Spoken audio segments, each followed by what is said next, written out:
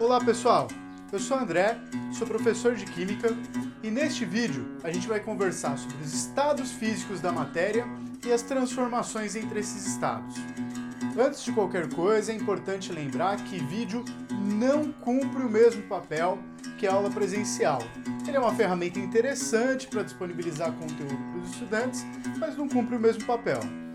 Então hoje a gente vai tratar dos estados físicos da matéria, as transformações entre esses estados físicos e suas temperaturas características, temperatura de fusão e temperatura de ebulição.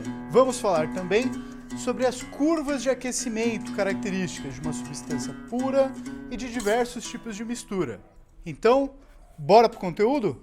De maneira simplificada, sem entrar em muitos poréns, nós podemos dizer que nós temos três estados físicos da matéria: o estado sólido, o estado líquido e o estado gasoso. Reparem que quando a gente comenta sobre esses três estados físicos, quase que automaticamente nós falamos nesta ordem: sólido, líquido, gasoso. Isso se deve ao fato que, mesmo de maneira inconsciente, esses três estados físicos estão ordenados no nosso pensamento.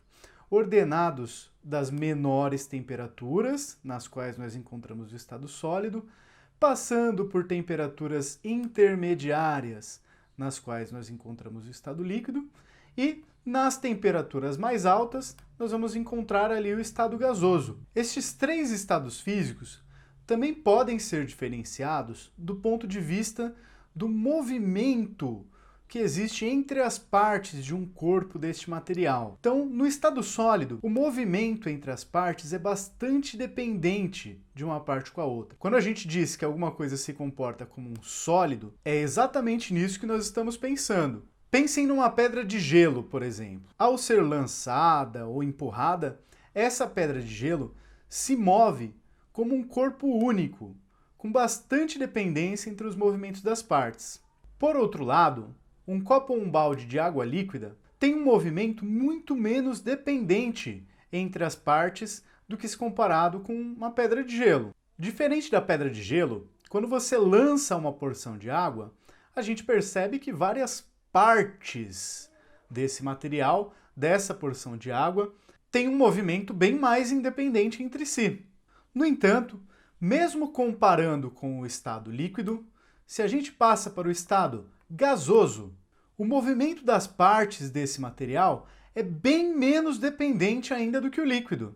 Então, em uma piscina de água líquida, nós conseguimos, por exemplo, nadar. Nós puxamos uma porção dessa água líquida e, como existe alguma dependência intermediária de movimento entre as parcelas da água, aquela água que nós arrastamos nos impulsiona para frente durante a natação. No gás, nós já não conseguimos fazer isso. Nós não, né? Mas as aves, por exemplo, conseguem voar no ar. Mesmo com uma menor dependência do movimento entre as partes, o gás possui alguma interação. É isso, por exemplo, que explica o funcionamento de um ventilador numa sala de aula. As pás do ventilador empurram as camadas de ar mais próximas a ela, essas camadas de ar empurram outras parcelas um pouco mais distantes e assim por diante até chegar na gente e refrescar a gente ali no meio de uma atividade, de uma aula, seja o que for. Outro aspecto sobre o qual nós podemos diferenciar esses três estados físicos é a densidade. O estado sólido, normalmente, para a grande maioria das substâncias, é o estado mais denso que nós vamos encontrar aquela substância. Lembrando que densidade é aquela propriedade da matéria que relaciona as duas características fundamentais que algo precisa ter para ser considerado matéria. Então, a densidade é a divisão, a razão entre a massa de um objeto e o volume. Para ser matéria, algo precisa ter massa e ocupar espaço. Então, toda matéria possui massa e ocupa algum espaço, portanto, possui uma densidade. Mas comparada com o sólido, a matéria no estado líquido normalmente tem uma densidade um pouquinho maior. Reparem que eu destaco que essa comparação entre sólido e líquido do ponto de vista da densidade deve ser encarada com cuidado. Eu grifo que normalmente o sólido é mais denso e normalmente o líquido tem uma densidade intermediária, um pouco maior do que a do sólido. Por que esse normalmente? Porque existem algumas substâncias nas quais O estado sólido e o estado líquido não possuem essa relação entre as suas densidades. Um exemplo disso é a água. Uma das substâncias aí mais importantes para a nossa vida possui um comportamento anômalo. A água é uma substância que possui anomalia de densidade. Possui um líquido que é mais denso do que o seu correspondente sólido. O gelo boia na água. E isso, apesar de ser uma característica incomum que a água possui, talvez tenha sido um comportamento fundamental para o desenvolvimento da vida como nós conhecemos na Terra. É essa anomalia de densidade que pode ter permitido que, em porções de água, em lagos, em poças, em regiões muito frias, se mantivesse água líquida na parte de baixo dessa porção de água, enquanto havia uma casquinha de gelo por cima.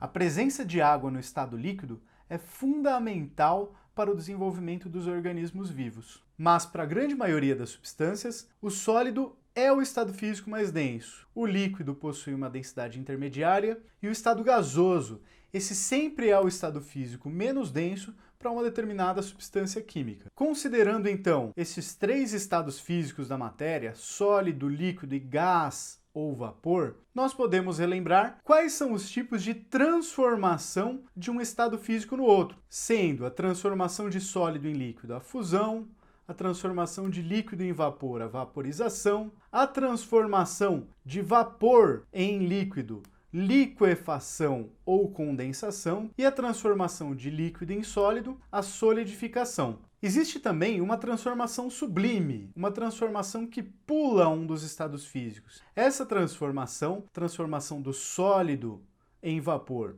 ou do vapor em sólido, ela pode ser chamada de sublimação. Em alguns casos, realmente, a transformação do vapor no sólido é chamada de ressublimação ou de alguns outros nomes. Mas o nome sublimação também pode ser usado para qualquer uma das duas transformações. Alguns desses nomes são muito simples de se compreender. Por exemplo, vaporização significa que está fazendo vapor, está formando vapor. Então é muito simples de se compreender que o estado final de uma vaporização é o vapor. Outro exemplo é a solidificação. Se algo está ficando sólido, algo está se solidificando. Já outros não são tão evidentes assim, como por exemplo a fusão.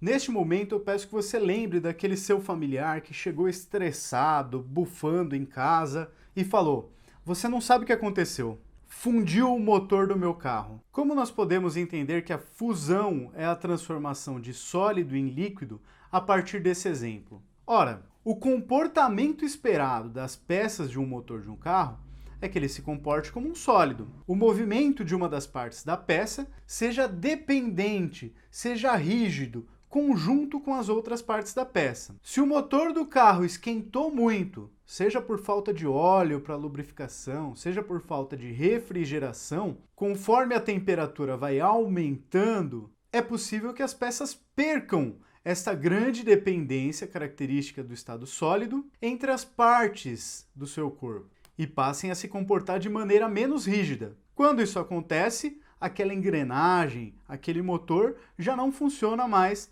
da maneira como deveria. Com isso, eu não quero dizer que o motor do carro do seu familiar derreteu, virou líquido. Ele muito provavelmente continua sólido, ainda mais depois que esfriou, né? Mas em algum momento ele perdeu a sua característica de movimento rígido entre as partes, prejudicando de forma irreversível seu funcionamento. Bom, se a gente conseguir lembrar que a transformação de sólido em líquido é fusão, aí fica mais simples a gente lembrar quem que é a liquefação. Já que liquefação é fazer líquido, transformar em líquido, e já que a gente já sabe que fusão é a transformação do sólido em líquido, só sobrou a transformação do gás ou vapor em líquido para ser a liquefação. Esse outro nominho que a liquefação tem, que é condensação, também é fácil de entender se a gente lembrar que o gás ou vapor é sempre o estado menos denso. Se algo está condensando, essa porção de matéria está se transformando em um estado mais denso. O estado líquido sempre é mais denso do que o estado gasoso. Reparem que a gente não poderia dizer a mesma coisa sobre a transformação de líquido em sólido. No caso da água mesmo, o estado líquido é mais denso do que o estado sólido. Muito embora para a maioria das substâncias o estado sólido seja mais denso do que o estado líquido. Cabe aqui a gente fazer uma diferenciação entre essas duas palavrinhas, gasoso ou vapor, gás ou vapor. Muito embora às vezes a gente use essas duas palavras quase como sinônimos, existe uma pequena diferença entre as duas. Gás é uma porção de matéria no seu estado físico menos denso, mas que não pode ser liquefeito somente aumentando a pressão. Você precisa também diminuir a temperatura para que um gás se torne um líquido. Já um vapor, ele pode ser liquefeito tanto por uma mudança na temperatura como por uma mudança na pressão, independentes entre si. E aqui cabe a gente citar alguns exemplos. O gás oxigênio que nós respiramos só pode ser liquefeito por ação da pressão a temperaturas abaixo de menos 118,6 graus Celsius. O nitrogênio, principal componente da atmosfera da Terra, somente abaixo de menos 147 graus Celsius. Já o gás hidrogênio, só abaixo de menos 240,2 graus Celsius. Essas temperaturas são as temperaturas críticas para esses gases, abaixo da qual eles deixam de ser gás e passam a ser vapor, podendo ser liquefeitos, por exemplo, por um aumento da pressão. O que não quer dizer que, reduzindo a temperatura abaixo desse ponto crítico, o gás vai liquefazer. No caso do gás oxigênio, é necessário reduzir sua temperatura abaixo de menos 183 graus Celsius para que ele se liquefaça na nossa pressão ambiente. Para o nitrogênio, só abaixo de menos 195,8 graus Celsius. E para o hidrogênio, só abaixo de menos 252,9 graus Celsius. Então, gás e vapor são duas coisas diferentes, mas que às vezes a gente acaba tratando como se fossem sinônimos. Bom, mas será que tudo que a gente chama de gás realmente é gás? E aquilo que a gente chama de vapor, será que é mesmo vapor? O gás metano, por exemplo, também conhecido como gás dos pântanos, um dos principais componentes do gás natural. Sua temperatura crítica é menos 82,9 graus Celsius. Acima dessa temperatura, o metano não pode ser liquefeito simplesmente pelo aumento da pressão. O metano é gás. Mas e o vapor de água? A temperatura crítica da água é 373,95 graus Celsius. Nas nossas condições ambiente, a água pode ser liquefeita simplesmente pelo aumento da pressão. O vapor de água é realmente vapor. Mas e aquele tal de gás carbônico, o CO2? A sua temperatura crítica é 30,98 graus Celsius, ou seja, dependendo da temperatura de onde você estiver, se ela for acima dessa temperatura crítica, o dióxido de carbono se comporta como gás. Mas para as nossas temperaturas mais comuns, por volta de 25 graus Celsius, o CO2 é um vapor. Um outro exemplo um pouco estranho é o gás de cozinha. Seu principal componente é o butano. A temperatura crítica para o butano é 152,05 graus Celsius, ou seja, nas nossas condições ambiente, é vapor. Tanto é que a gente usa um outro nome para ele, que é gás liquefeito de petróleo, GLP. Se ele pode ser liquefeito simplesmente pelo aumento da pressão, ele é vapor. Mas não se preocupe, chamar vapores pelo nome gás é bastante comum. O que não dá é para chamar de vapor aquilo que não vai liquefazer, não importando sob qual pressão esteja. Olhando especificamente para vaporização, transformação do líquido em vapor, nós conhecemos do nosso cotidiano 3 formas diferentes para esse processo acontecer. Um primeiro, que nós vamos chamar de evaporação, que é aquele que acontece no caso das roupas que nós penduramos no varal, ou de uma poça d'água que passa do estado líquido para o estado vapor, mesmo nas condições de pressão e temperatura do nosso ambiente. Então, quando você pendura a roupa no varal, você está promovendo um tipo de vaporização específico que é chamado de evaporação. Outro tipo de vaporização também interessante é quando a gente ferve água, por exemplo, para passar um café. Esta vaporização, transformação de água líquida em água a vapor, recebe o nome de ebulição. E aqui, para lembrar esse nome, eu gosto sempre de associar com o bule, onde a gente ferve a água. A ebulição é uma transformação do estado líquido no estado vapor, é uma vaporização, onde há equilíbrio entre líquido e vapor. Já a vaporização da água, que que acontece quando nós jogamos um pouco de água numa chapa de metal quente, por exemplo, que faz aquele tss. Essa transformação é muitas vezes chamada de calefação. Neste processo é interessante que às vezes você joga uma gotinha de água ali numa panela e parece que a gotinha fica dançando em cima da panela quente. Neste processo, a temperatura da chapa está muito acima da temperatura de ebulição da água e forma um colchãozinho de vapor embaixo da água líquida. Às vezes parece até que ela demora mais para evaporar do que o esperado, porque o contato da água líquida com a chapa não é muito efetivo. Tem um colchãozinho de vapor de água entre ele e a superfície aquecida. A partir de agora, nós vamos nos concentrar em um tipo específico de vaporização, que é aquela vaporização onde há equilíbrio entre líquido e vapor. Esta transformação é chamada de ebulição, e a temperatura onde ocorre este equilíbrio entre líquido e vapor é chamada de temperatura de ebulição. Já o equilíbrio entre sólido e líquido, onde ocorre a transformação de sólido em líquido ou de líquido em sólido, nós associamos essas transformações de estados físicos a uma temperatura chamada de temperatura de fusão. As temperaturas de fusão e de ebulição são características muito importantes para a gente diferenciar uma substância da outra. E assim como a densidade, as temperaturas de fusão e de ebulição vão ser muito importantes para a gente definir o que é uma substância química. Isso porque substâncias químicas diferentes apresentarão diferentes temperaturas onde há equilíbrio entre sólido e líquido, diferentes temperaturas de fusão e diferentes temperaturas de ebulição. Um dos testes mais fundamentais que são feitos para identificar qual substância química se está trabalhando é justamente a medição dessas duas temperaturas. E neste momento aqui, a gente vai se deparar com esses 4 gráficos, gráfico A, B, C e D. Cada um desses 4 gráficos vai ser chamado de curva de aquecimento. E eles vão trazer para a gente, basicamente, qual é a variação da temperatura de um sistema de acordo com o calor fornecido para esse sistema, ou com o tempo de aquecimento do sistema. Eles vão trazer para a gente, basicamente, como varia a temperatura de um dado sistema físico-químico conforme se fornece energia para ele, na forma de calor, ou de acordo com quanto tempo se está fornecendo uma certa energia na forma de calor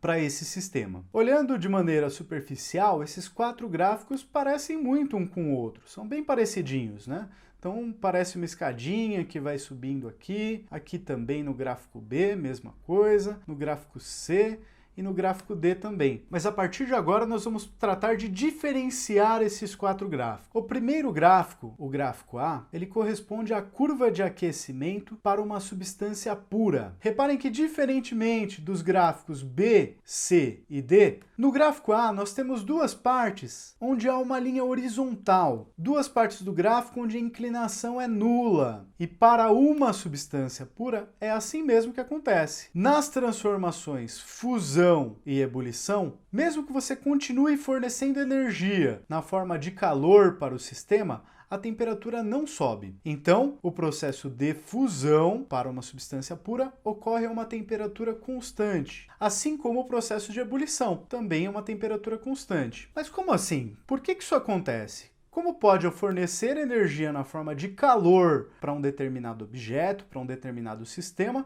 e a sua temperatura não subir? Lembra que as transformações de sólido em líquido e de líquido em gás iam sucessivamente aumentando a liberdade de movimento das partes daquela porção de matéria? Então, quando ocorre fusão, a energia fornecida para o sistema é utilizada para libertar as partículas da prisão de um estado, como estado sólido, por exemplo. Quando eu tenho um bloco de gelo que é empurrado e ele se move como uma peça sólida, com uma enorme dependência de movimento entre uma parte e outra do sólido, e quando a gente jogava um copo de água líquida, essa água escoa com muito mais liberdade para transformar o estado sólido em estado líquido, líquido, é necessário quebrar essa prisão que existe entre as partes que compõem aquela porção de material. Então, na fusão, a temperatura se mantém constante, pois todo o calor fornecido para o sistema é usado para dar liberdade, dar independência, ou pelo menos diminuir a dependência do movimento entre uma parte e outra daquela porção de matéria. Já na ebulição, que é a transformação em equilíbrio de líquido em gás, a energia, o calor fornecido para o sistema nesse processo serve para quebrar a prisão que aquela porção de matéria tem no estado líquido, que vai ocupar ali um volume determinado, restrito, e dar a este sistema a liberdade de um gás, que tem um movimento com uma dependência muito menor entre as partes daquela porção de matéria. Então, de uma forma geral, o que ocorre na curva de aquecimento, o que ocorre quando eu vou fornecendo calor para um material partindo do seu estado sólido, é o seguinte: o material está ali sólido, eu vou fornecendo calor e esta energia é utilizada para aumentar a temperatura daquele sólido. Então eu tenho uma barra de ferro, por exemplo, vou fornecendo calor para uma barra de ferro, sua temperatura vai aumentando. Mas essa temperatura vai aumentar indefinidamente? Não. Esta barra vai chegar em uma determinada temperatura, onde ela já passa a ter energia suficiente para romper a prisão do estado sólido. Com o fornecimento de mais energia pelo processo de calor, ao invés dessa energia aumentar a temperatura do sistema, o que ela vai fazer é quebrar a união que existe entre as partes daquele objeto. Então essa energia vai sendo utilizada para a transformação de sólido em líquido. Reparem que durante a fusão,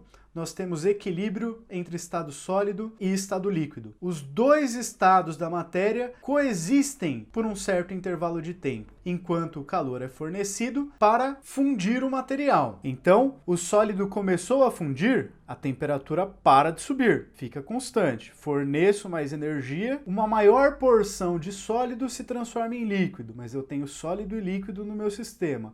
Mais energia, vou tendo cada vez mais líquido e menos sólido, até que eu chego em uma situação que eu tenho praticamente nada de sólido, praticamente todo aquele material na sua forma líquida. Forneço mais um pouquinho de calor? Pronto.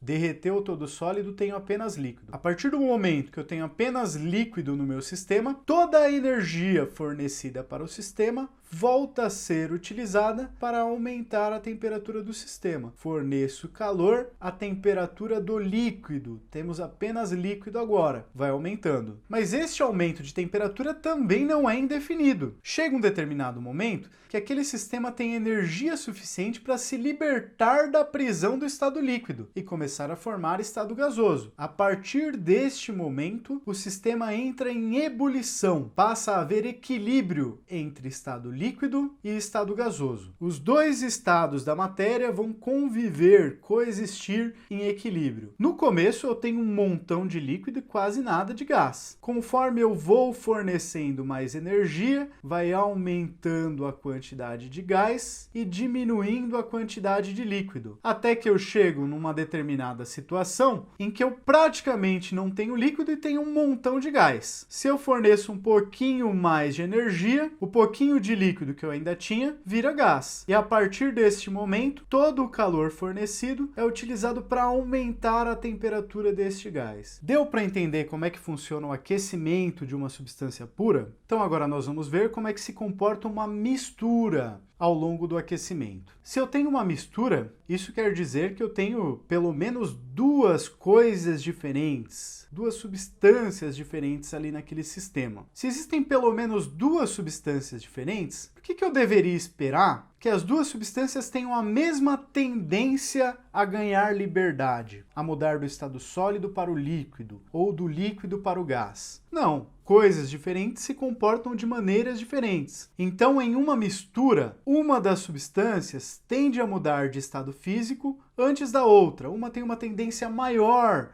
a passar para um estado mais livre do que a outra substância. Uma das consequências disso é que em misturas não existe uma temperatura de fusão nem de ebulição bem definidas. Na verdade, para as misturas, o que ocorre é um intervalo de temperaturas onde a transformação física, fusão, ocorre. Para este gráfico, por exemplo, há um pequeno intervalo de temperaturas onde o processo de fusão ocorre. O mesmo valendo para a ebulição. Há um intervalo de temperaturas entre uma temperatura inicial e uma temperatura final, onde o processo de ebulição ocorre. Lembrando que do mesmo jeito que no gráfico A, nas temperaturas mais baixas nós temos o sólido. A partir de uma certa temperatura, onde começa o processo de fusão, temos estado sólido e líquido da matéria coexistindo ao mesmo tempo nesse sistema. Depois que fundiu tudo, temos apenas líquido, até que se inicie a ebulição, e na temperatura de ebulição temos equilíbrio ali entre líquido e gás, coexistência e equilíbrio entre esses dois estados físicos da matéria. Depois que ebuliu tudo, só tem o gás. Acompanhando neste gráfico, o que acontece durante esse fornecimento de energia na forma de calor para essa mistura? Se eu tenho o sólido inicialmente, eu forneço calor para aquele sólido, este calor é utilizado para elevar a temperatura do sólido, até que, em um determinado momento, parte daquela matéria já tem energia suficiente para se libertar da prisão do estado sólido. Se inicia a fusão. Acontece que essa porção de matéria é uma mistura, tem duas ou mais substâncias ali envolvidas. Uma das substâncias tem uma tendência maior a fundir, a passar do sólido para o líquido, do que outra. Então, uma das substâncias se adianta com relação à outra. Durante a fusão, eu tenho também equilíbrio entre sólido e líquido, mas a composição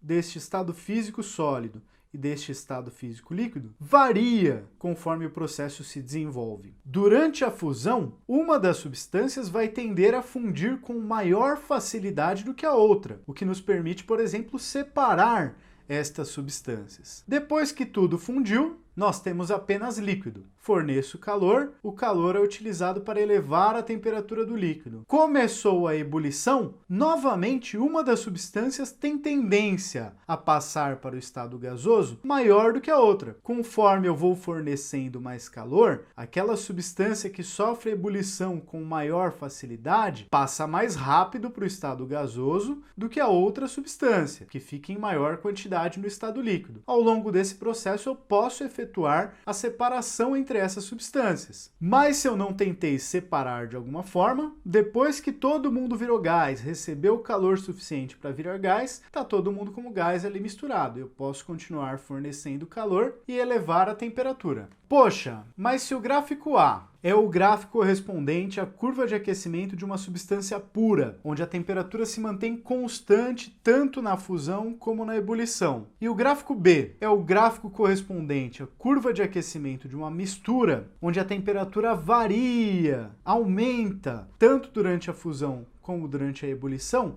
O que seriam aqueles gráficos C e D? O gráfico C e o gráfico D também são curvas de aquecimento, e são curvas de aquecimento para misturas, mas são umas misturas meio diferentonas, que são misturas que imitam o comportamento das substâncias puras em uma das duas transformações físicas, ou na ebulição ou na fusão, mas nunca em ambas as transformações. O gráfico C corresponde à curva de aquecimento para uma mistura especial, chamada de mistura azeotrópica. Um exemplo bastante conhecido disso é a mistura de água com etanol, nosso álcool combustível, que também é o álcool das bebidas alcoólicas. Colocados em uma certa proporção, uma mistura de água com etanol se comporta como uma mistura azeotrópica. O que vem a ser isso? A curva de aquecimento se comporta como a curva de uma mistura qualquer, de uma mistura comum durante a fusão. Então há um intervalo de temperaturas onde ocorre a fusão. A temperatura varia durante a fusão. A partir do aquecimento do líquido, quando o sistema chega na ebulição, ao invés de apresentar comportamento de mistura, a mistura azeotrópica imita uma substância pura. Mistura azeotrópica sofre ebulição a uma temperatura constante. Não é possível separar os componentes de uma mistura azeotrópica a partir da sua ebulição. Os dois componentes da da mistura sofrem ebulição juntos, passam juntos do estado líquido para o estado vapor. Já o gráfico D corresponde a uma mistura especial chamada de eutética, mistura eutética. Um exemplo cotidiano que nós temos para isso é aquela solda para circuitos elétricos, que talvez até alguns de vocês tenham em casa. A mistura eutética, do mesmo jeito que uma mistura comum, tem variação de temperatura durante a sua ebulição. Eu posso separar os componentes dessa mistura eutética durante a ebulição. No entanto, na fusão, transformação do sólido em líquido, a temperatura se mantém constante, imitando o comportamento de uma substância pura. Reparem que para o uso como solda, este é um comportamento bastante interessante. Durante a fusão de um fiozinho de solda, não há separação entre os componentes da sua mistura. E se houvesse separação, isso seria muito inadequado para a montagem de um circuito elétrico. Como assim? Um lado da bolinha do pingo de solda conduz mais eletricidade do que o outro lado da bolinha. Então, fica aqui um exemplo do uso da mistura eutética para uma aplicação prática bem simples.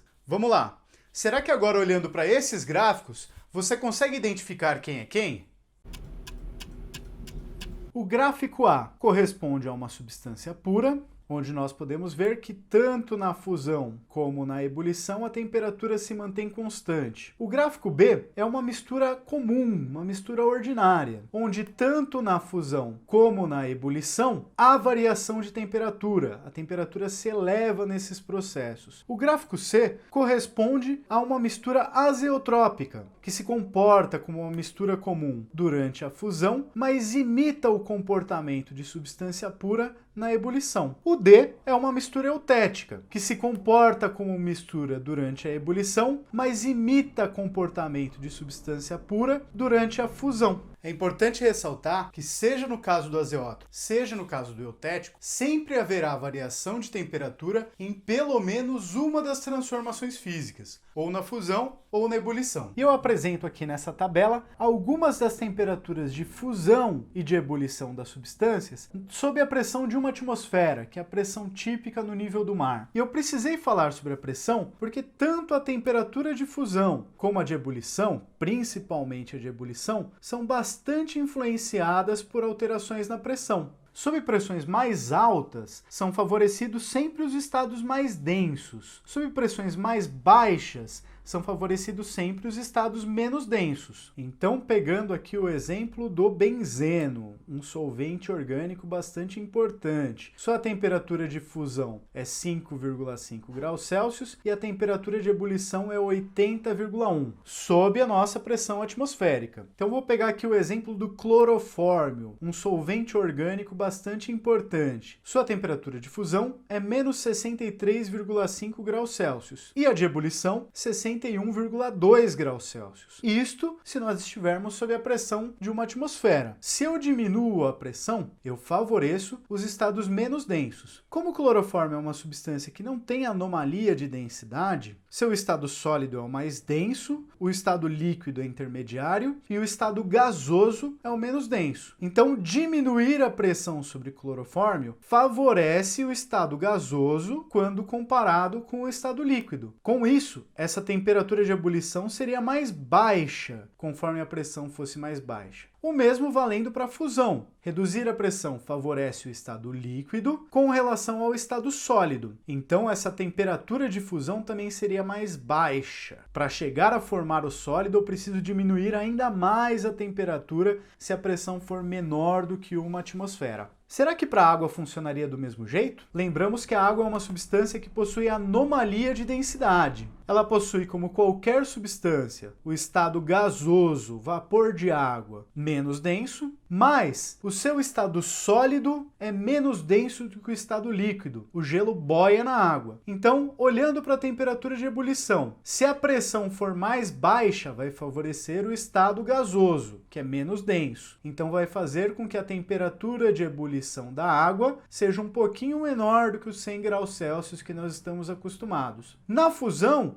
é que a coisa fica um pouquinho maluca. A água possui anomalia de densidade. O gelo, a água sólida, é menos densa do que a água líquida. Então, ao reduzir a pressão, eu favoreço o estado menos denso, que é o estado sólido. Se eu aumentar a pressão, eu vou favorecer o estado líquido. E isso é uma coisa que eu percebo muito quando eu estou mordendo pedrinhas de gelo. Eu tento regular a pressão para que ela não seja suficiente para quebrar a pedra de gelo. Mas ao aumentar a pressão com a minha mordida, eu percebo que o gelo derrete mais rápido. Um outro exemplo disso é o uso daqueles patins de patinação no gelo. Então você tem uma lâmina bem fininha que aumenta muito a pressão sobre o gelo. Com esse aumento de pressão, uma fina camada de gelo se derrete e a pessoa desliza suavemente sobre aquele gelo. Quando a pessoa sai de cima daquele pedaço de gelo, a pressão diminui e a água se solidifica de novo. Um outro exemplo da diferença da pressão é sobre qual lugar do planeta Terra você está. Você está no nível do mar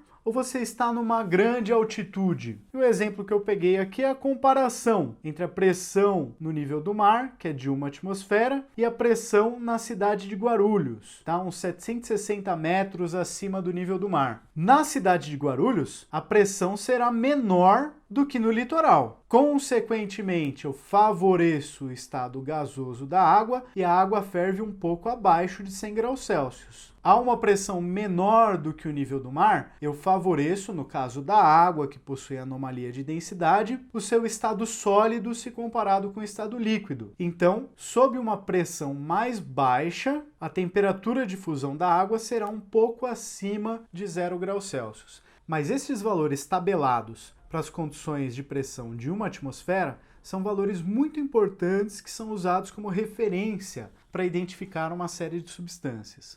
E aí, será que com o que você viu até agora, você consegue identificar quais são os estados físicos para cada uma dessas substâncias puras, a depender da temperatura que ela esteja? Eu peguei como exemplo aqui a água, que tem temperatura de fusão 0 graus Celsius, temperatura de ebulição de 100 graus Celsius. Se a água for submetida a uma temperatura de menos 100 graus Celsius, que estados físicos eu espero encontrar? No caso da água, apenas o estado sólido. Menos 100 graus Celsius é menor do que 0 graus. É menor do que a temperatura de fusão da água. A água será sólida. E a menos 10 graus Celsius? Menos 10 graus Celsius ainda está abaixo da temperatura de fusão. Abaixo da temperatura de fusão ainda está tudo sólido.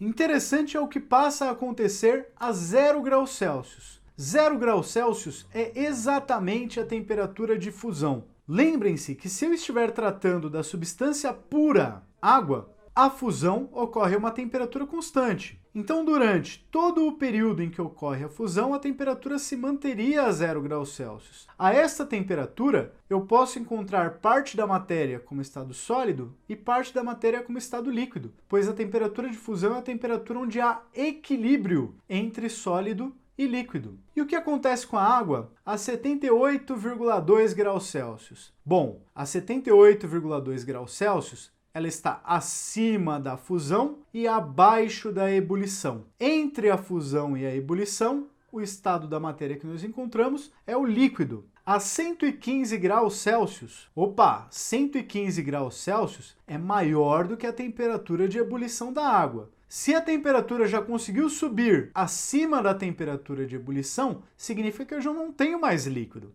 eu só tenho gás. O mesmo valendo para 500 graus Celsius, 3.000 graus Celsius. Só vou encontrar o estado gasoso. E para essas outras substâncias todas, como é que fica? Outra coisa interessante que nós podemos fazer é que, conhecendo a temperatura de fusão e a temperatura de ebulição de qualquer substância pura, como água, cloreto de sódio, benzeno, tolueno, níquel e assim por diante, para qualquer uma dessas substâncias que esteja pura, nós podemos prever como seria a curva de aquecimento dessa substância. A curva de aquecimento de qualquer substância pura terá temperaturas constantes durante o processo de fusão e durante o processo de ebulição. O que vai mudar de uma substância para outra é qual é o valor da temperatura de fusão e o valor da temperatura de ebulição para cada uma dessas duas substâncias.